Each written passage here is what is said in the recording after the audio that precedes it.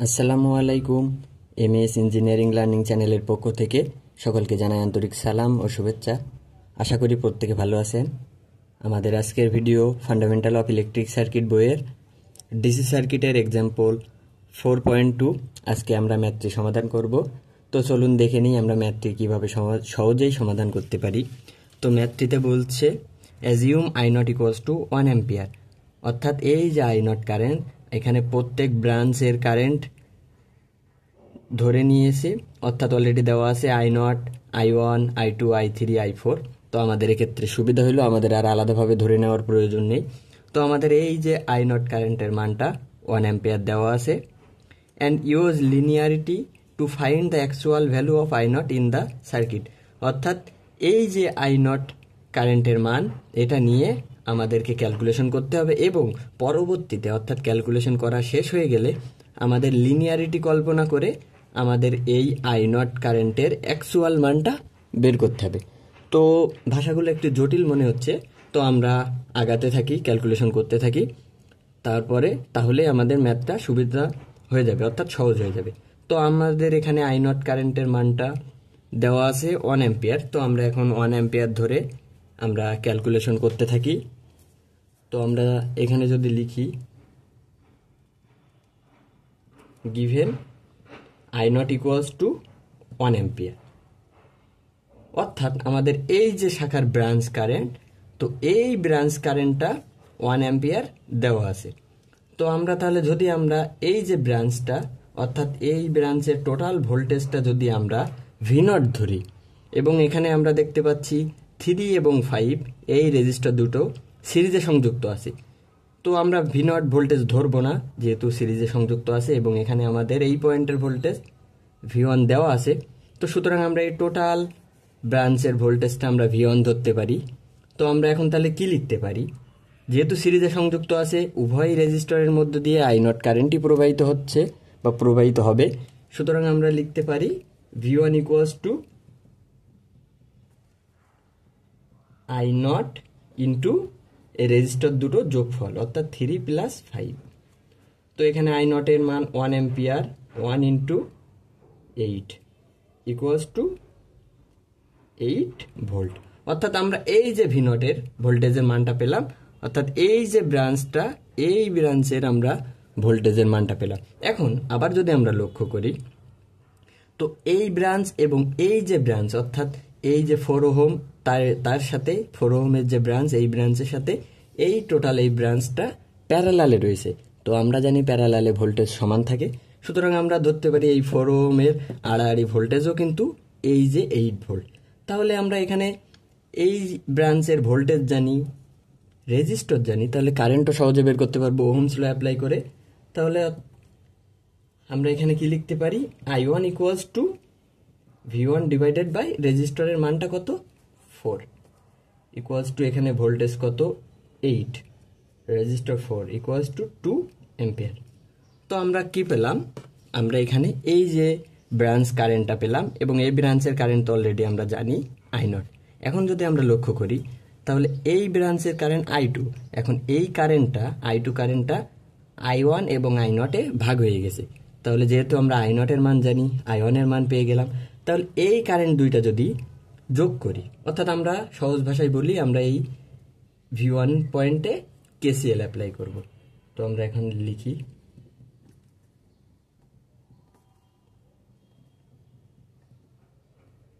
আমরা এটা 1 নম্বর, যেহেতু 1 দেওয়া আছে 1 নম্বর নোড ধরলাম, 1 নম্বর নোডে আমরা KCL অ্যাপ্লাই করলাম।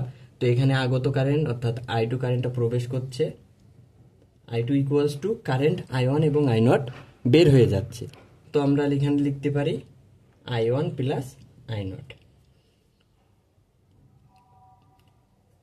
তো এখানে I1 কারেন্টের মান পেলাম 2 অ্যাম্পিয়ার প্লাস I0 এর মান 1 ইকুয়ালস টু 3 অ্যাম্পিয়ার। তো আমরা কি পেলাম, এই যে I2 কারেন্টের মানটা 3 অ্যাম্পিয়ার পেলাম। তো এখন আমাদের I2 কারেন্টের মান পাওয়া গেছে, এখন আমরা V2 ভোল্টেজের মানটা প্রয়োজন।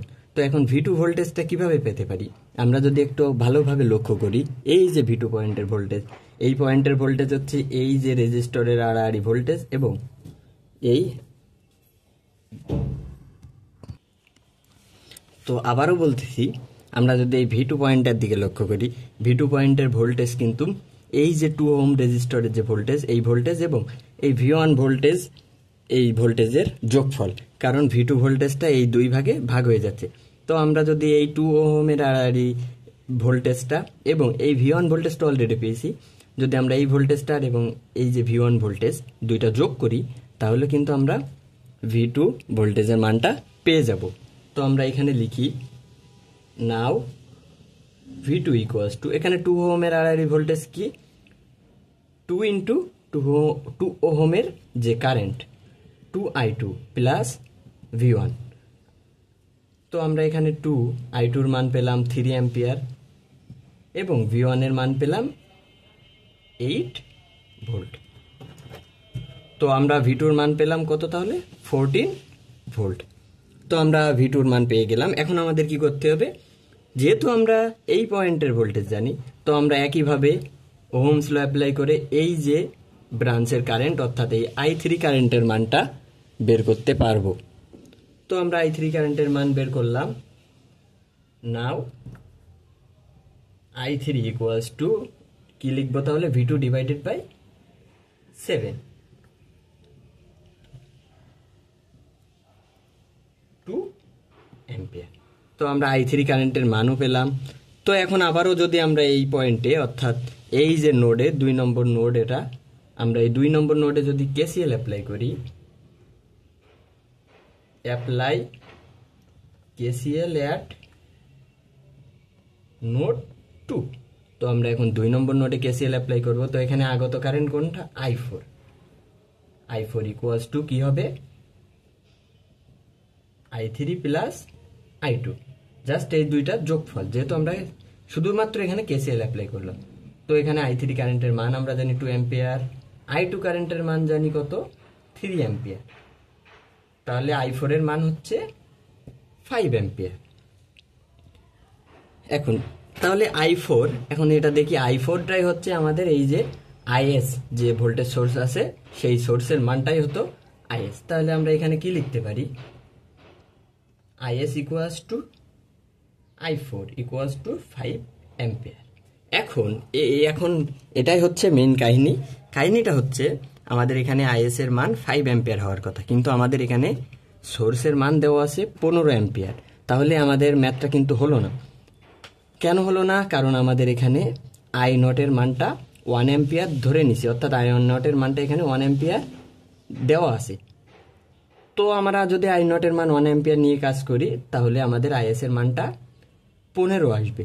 তাহলে যদি আইএস এর মানটা 5 আসবে, কিন্তু আমাদের এখানে হওয়ার কথা কত, এখানে আমাদের হতে হবে আইএস এর মানটা 15। তাহলে আমরা কিভাবে করব, আমরা কি আবার ক্যালকুলেশনটা উল্টা করব? না, আমরা এই ক্যালকুলেশনটা উল্টা করব না। আমাদের এখানে বলছে use linearity to find the actual value, অর্থাৎ লিনিয়ারিটি চিন্তা করে আমাদের অ্যাকচুয়াল ভ্যালুটা বের করতে হবে। তো আমরা এখানে যদি আই নটের মান লিনিয়ারিটি চিন্তা করি, আই নটের মান যখন 1 তখন আইএস এর মান হয় 5। তাহলে আইএস এর মান যদি আমরা ঐকিক নিয়মে বলতে পারি, আইএস এর মান যখন 15 তখন আমরা আই নটের মান কত পাবো?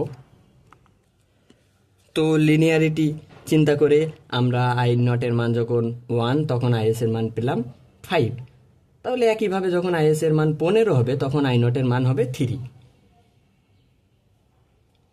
তো আমরা এখানে লিখব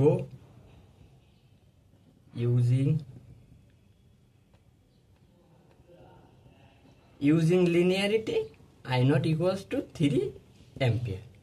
কিভাবে হলো আমি কিন্তু বললাম, আমি আবারও বলছি, আমরা এখানে আই নটের মান যখন আমাদের এখানে 1 দেওয়া আছে, তো আমরা যখন 1 নিয়ে কাজ করছি তখন আমাদের আইএস অর্থাৎ এই সোর্স ভোল্টেজ বা সাপ্লাই ভোল্টেজের মানটা 5 আসছে, কিন্তু আমাদের সাপ্লাই ভোল্টেজের মান 5 নেওয়া যাবে না, কারণ আমাদের এখানে আইএস এর মান 15 অ্যাম্পিয়ার দেওয়া আছে। তো আমাদের এখানে আবার বলছে ইউজ লিনিয়ারিটি।